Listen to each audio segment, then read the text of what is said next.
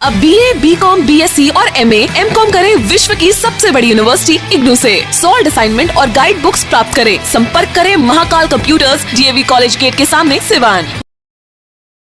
बड़े बड़े शहरों की तर्ज पर सिवान में खुल गया बच्चों के लिए एक से एक बढ़कर डिजाइनर कपड़े व बेहतरीन खिलौना का बड़ा store. First cry dot com, big store for little ones, Chhapra road, Siwan, जहां आपको एक ही छत के नीचे मिलेंगे छोटे छोटे बच्चों के लिए डिजाइनर कपड़े, सैंडल, शूज, खिलौना, पैम्पर्स के साथ और भी बहुत कुछ बिल्कुल उचित मूल्य पर उपलब्ध है। तो अब देर किस बात की, आज ही चले आइए first cry dot com, big store for little ones, Shiv Chaudhary complex, बिजली ऑफिस के सटे, छपरा रोड, सिवान।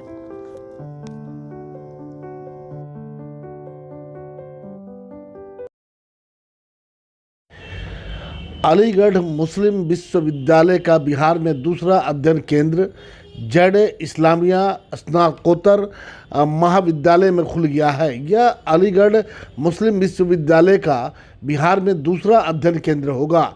इसकी औपचारिक घोषणा अलीगढ़ मुस्लिम विश्वविद्यालय के पत्राचार शाखा के निदेशक प्रोफेसर नफीस अहमद अंसारी ने विश्वविद्यालय में आयोजित एक प्रेस कॉन्फ्रेंस में की। इसकी अध्यक्षता महाविद्यालय के शासी निकाय के सचिव जफर अहमद गनी ने की। उन्होंने बताया कि पिछले 50 वर्षों में महाविद्यालय ने शानदार यात्रा तय की है। हो गया।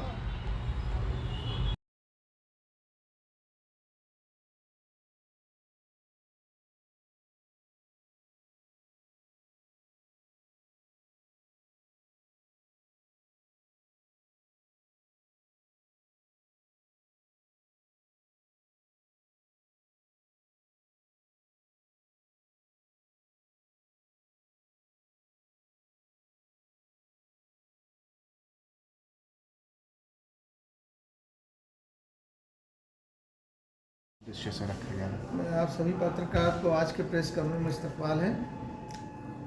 आज मैं एक अलीगढ़ मुस्लिम यूनिवर्सिटी के रिप्रेजेंटेटिव की हैसियत से यहाँ बैठा हूँ। अलीगढ़ मुस्लिम यूनिवर्सिटी जो पार्लियामेंट्री एक्ट में यूनिवर्सिटी ऑफ एक्सेलेंट के नाम से जाना जाता है ना। हिंदुस्तान के कुल 3 यूनिवर्सिटीज़ हैं जिसमें एक्सेलेंट का नाम पार्लियामेंट ने कहा। और अलीगढ़ मुस्लिम यूनिवर्सिटी बहुत पुरानी यूनिवर्सिटी है जिसकी बुनियाद एक मदरसे के तरीके से शुरू किया गया था और आज हिंदुस्तान के 100 नहीं, हिंदुस्तान ही नहीं, दुनिया के लगभग 112 मुल्कों में यहाँ के स्टूडेंट ने अपने ऑर्गेनाइजेशन बनाकर अपनी पहचान बना रखा है।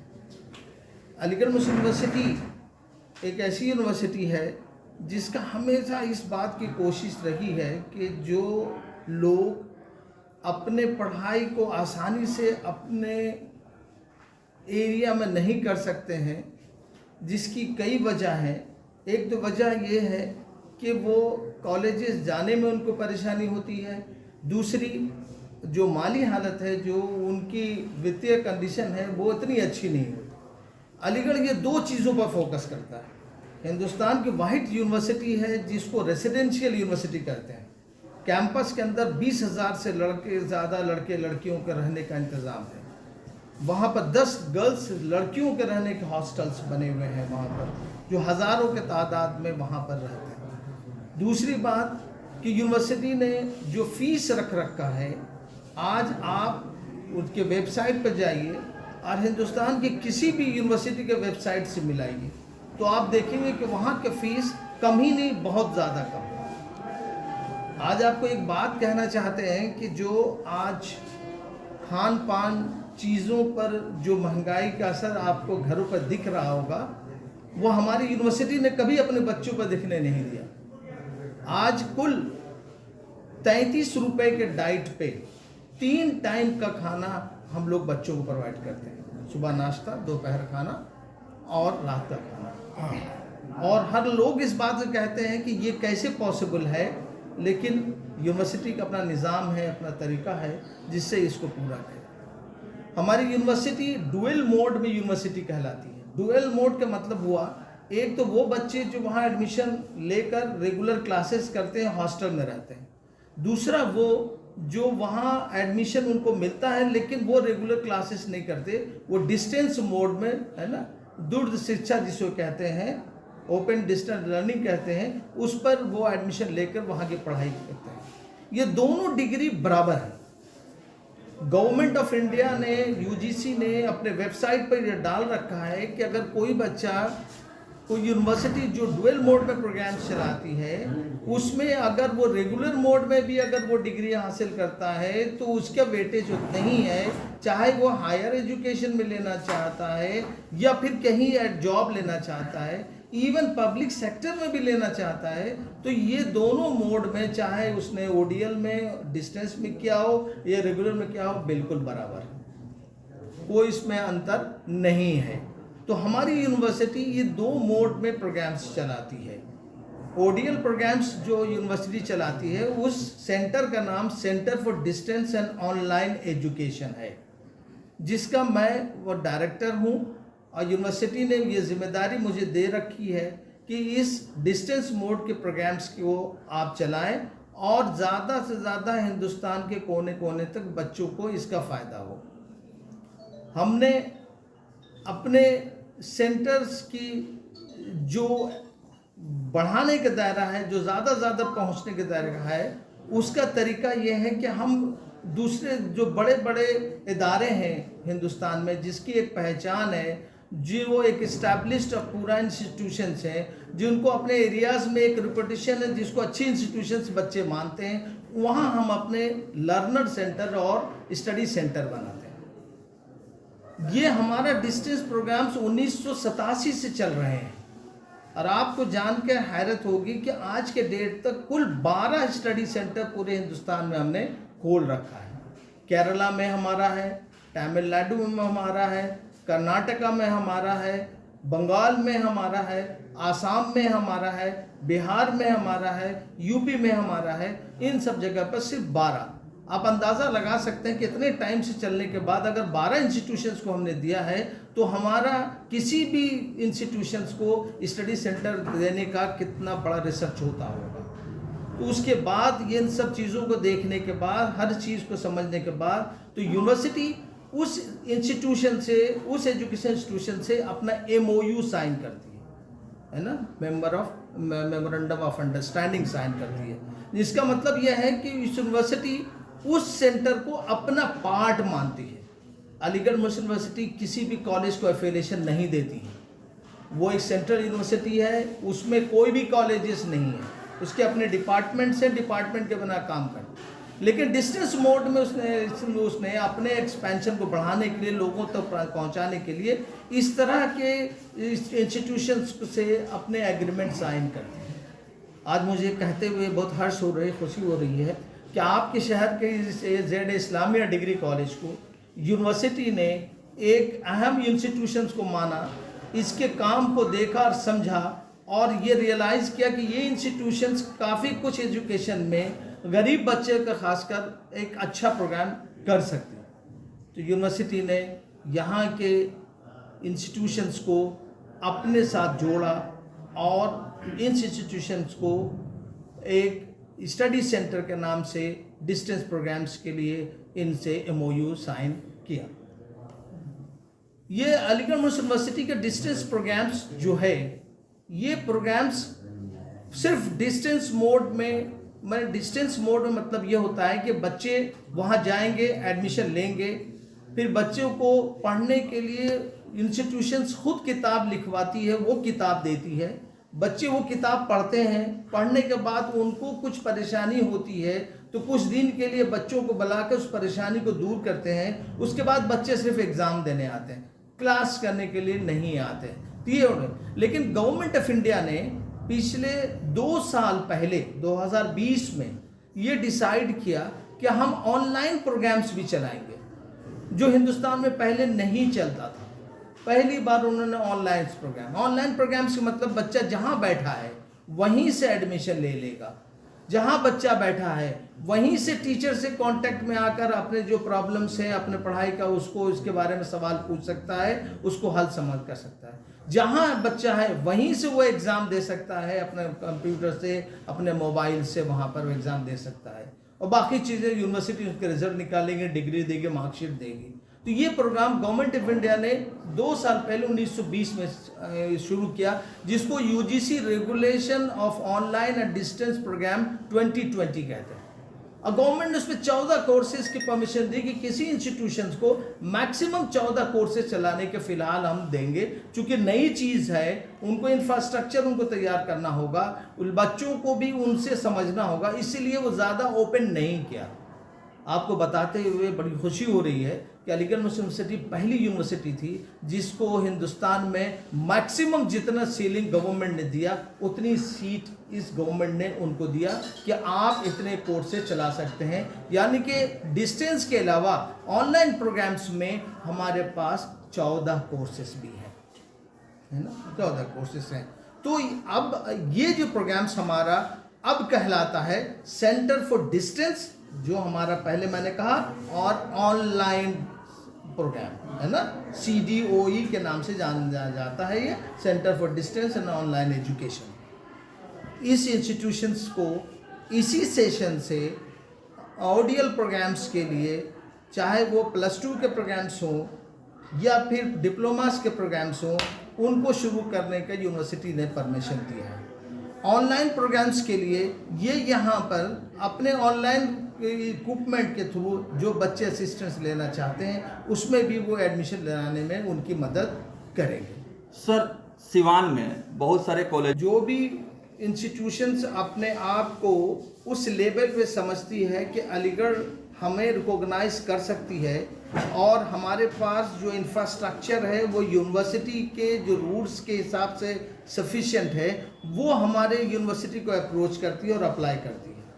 अभी 150 से ज़्यादा एप्लीकेशंस हमारे पास स्टडी सेंटर्स के लिए आए हुए हैं और आए हैं। कई जब लोग अप्लाई करते हैं तो वाइस चांसलर एक कमेटी बनाती है और उस कमेटी का काम है कि उस इंस्टीट्यूशंस में विजिट करना और उनके इंफ्रास्ट्रक्चर्स को देखना और जो यूनिवर्सिटी की रिक्वायरमेंट है उसके हिसाब से उस इंस्टीट्यूशंस में वो चीज़ अवेलेबल है कि नहीं उसकी रिपोर्ट तैयार करना। उसके बाद वो यूनिवर्सिटी को सबमिट करती है, यूनिवर्सिटी फिर उसको एवेलुएट करती है और वाइस चांसलर को रिपोर्ट देती है और फिर तो वाइस चांसलर उसे अप्रूवल देता है। कितनी इंस्टीट्यूशंस ने अप्लाई किया, विजिट हुए, लेकिन वहाँ पर इंफ्रास्ट्रक्चर यूनिवर्सिटी के रिक्वायरमेंट से पूरे नहीं हुए। अब इंफ्रास्ट्रक्चर क्या है यूनिवर्सिटी को चाहिए? यूनिवर्सिटी को चाहिए कम से कम उनके पास 10-12 क्लासरूम्स अवेलेबल होनी चाहिए। उनको इंफ्रास्ट्रक्चर में चाहिए कि जो कोर्सेस आप चलाना चाहते हैं उस कोर्सेस के टीचर्स आपके पास अवेलेबल होनी चाहिए। इंस्टीट्यूशंस ये चाहती है कि वो इंस्टीट्यूशन से रैंकिंग में आए, जैसे आपका ये इस्लामिया डिग्री कॉलेज जो है ये इनके पास NAC के रैंकिंग है ना, जैसे MU के पास A+ है ना, ये रैंकिंग है। तो ये सब बेसिक रिक्वायरमेंट है जो आपके इंस्टीट्यूट इस ZA इस्लामिया डिग्री कॉलेज में यूनिवर्सिटी की जो टीम विजिट किया था उन्होंने उन सब चीज़ों को यहाँ अवेलेबल पाया, उसने रिपोर्ट सबमिट की, वाइस चांसलर उससे सेटिस्फाइड हुए कि हाँ ये हमारे नॉर्म्स के हिसाब से, UGC के नॉर्म्स के हिसाब से यहाँ इंफ्रास्ट्रक्चर की रिक्वायरमेंट कंप्लीट है, तो उसे अप्रूवल मिला और ये इंस्टीट्यूशंस आज एक अलीगढ़ के पार्ट की तरह वो काम कर रही है। बिहार में ये पहला इंस्टीट्यूशन नहीं, इससे पहले पूर्णिया में भी है। हम लोग जो MU हैं उन्होंने उनके 3 ऑफ कैंपस हैं, है ना। हमने आपसे कहा कि अलीगढ़ मुस्लिम यूनिवर्सिटी किसी कॉलेज को रिकॉग्निशन नहीं देती, कोई एफिलिएशंस नहीं होते, है ना। जैसे ये भी किसी यूनिवर्सिटी से एफिलिएटेड होंगे लेकिन एफिलिएशन नहीं देती, उसी तरह ZA ये का एफिलिएशन नहीं है, ये MU से एफिलिएटेड नहीं है कि इनको एफिलिएशन मिला हो, एफिलिएशन हमारे यहाँ। लेकिन हमारे 3 ऑफ कैंपस हैं, एक मल्लापुरम केरला में है, एक किशनगंज में है, एक मुर्शिदाबाद में है। ये 3 हमारा कैंपस है, रीजनल सेंटर के हिसाब से काम करता है। रीजनल सेंटर्स का मतलब ये है कि जैसे बंगाल का अगर जो एरिया है, आसाम का एरिया है, उस एरिया में MU के जो डिस्टेंस मोड के प्रोग्राम्स हैं, वहाँ के बच्चों को जो फैसिलिटीज़ हैं, उनके एग्ज़ाम्स हैं, उन सब चीज़ों को मॉनिटर करने के लिए मुर्शिदाबाद हमने विधिवत रूप से यूनिवर्सिटी का जो फॉर्मेट है उस फॉर्मेट में अप्लाई किया। वहाँ एवोल्यूशन के बाद तमाम देख लेने के बाद वहाँ एक टीम का गठन हुआ वो टीम हमारे कॉलेज को विजिट की। आज जब विजिट की तो उसके बाद हम लोगों ने जो भी हमारे पास इंफ्रास्ट्रक्चर था उन लोगों को एक एक करके दिखाया। लोग काफ़ी खुश हुए, जिसमें हमारे डायरेक्टर साहब का हमारे साथ विशेष सहयोग रहा और इनकी कोशिश से आज सीवान में,